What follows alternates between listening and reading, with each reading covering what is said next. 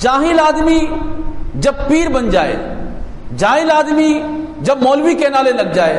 جاہل آدمی جب ممبر پر بیٹھ جائے تو وہ اپنی مرضی سے اپنے نفس کی خواہش کے مطابق دین کی تشریح کرے گا، دین کے مسائل بتائے گا، اس سے پوچھا کچھ جائے گا وہ جواب کچھ دے گا۔ جب وہ دین کی تشریح اپنی عقل سے کرنے لگ جائے گا تو نتیجہ کیا ہوگا کہ وہ لوگوں کی تعمیر نہیں کر سکے گا، بلکہ کیا کرے گا؟ وہ تخریب کر دے گا، ان کے نظریات کو منہدم کر دے گا، ان کے اعمال کو خراب کر دے گا۔ اس لیے علماء نے فرمایا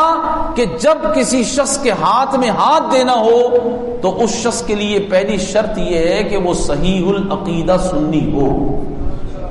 اور دوسری شرط یہ ہے کہ وہ اتنا علم رکھتا ہو کہ کتابوں سے اپنی ضرورت کے مسائل دیکھ کر نکال سکتا ہو۔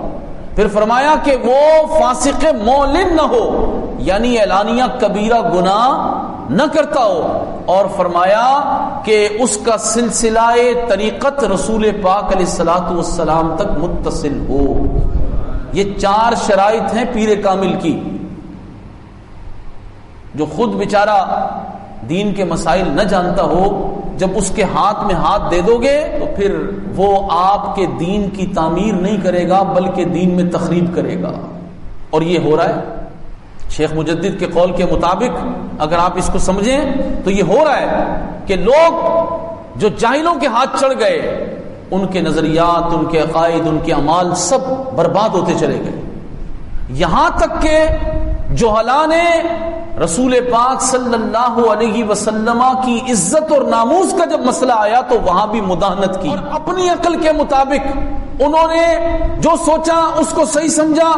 اور امت کو معاذ اللہ اس گمراہی پر لگا دیا کہ رسول اللہ کی عزت و ناموس پر بھی حملہ ہو۔ وہ کہتے ہیں جو ہماری پالیسی ہے، جو ہماری عقل میں آتا ہے، جو ہم کہتے ہیں آپ اس کے مطابق چلیں۔ واللہ العظیم رسول اللہ کی عزت و ناموس کا قانون کسی کی عقل کے مطابق نہیں بنایا گیا، بلکہ اللہ نے اپنی غیرت کے مطابق رسول اللہ کی عزت و ناموس کا قانون بنایا ہے۔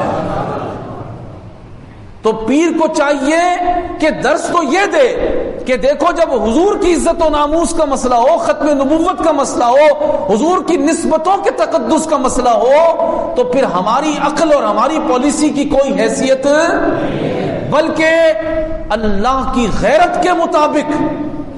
جو حکم ہے قرآن کا،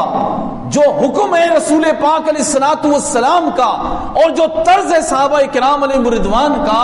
اس کے مطابق تم نے چلنا ہے۔ ہماری بات کو فالو، ہماری بات کو عمل میں۔ لیکن آج الٹ ہو گیا معاملہ، ہزاروں کا مجمع ساتھ ہے، لاکھوں لوگ ساتھ ہیں، لیکن رسول اللہ کی عزت و ناموس کا مسئلہ ہو ان کو پھر بند کر کے رکھ لیا،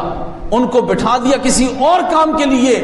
اور ان کو منع کر دیا گیا کہ جو وظیفہ ہم نے دیا ہے وہ پڑھو، جو ہم کہتے ہیں وہ کرو۔ تو مجھے بتائیے اس نے حضور کی امت کے دین کی تعمیر کی یا تخریب کی؟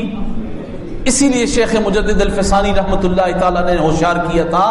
کہ ناقص جاہل پیر کے ہاتھ میں ہاتھ دو گے تو نتیجہ یہی نکلے گا کہ وہ اپنے نفسانی خواہشات کے مطابق، اپنی عقل کے مطابق تمہاری تعمیر کرے گا، دین کی تشریحات کے مطابق تمہاری تعمیر نہیں کرے گا۔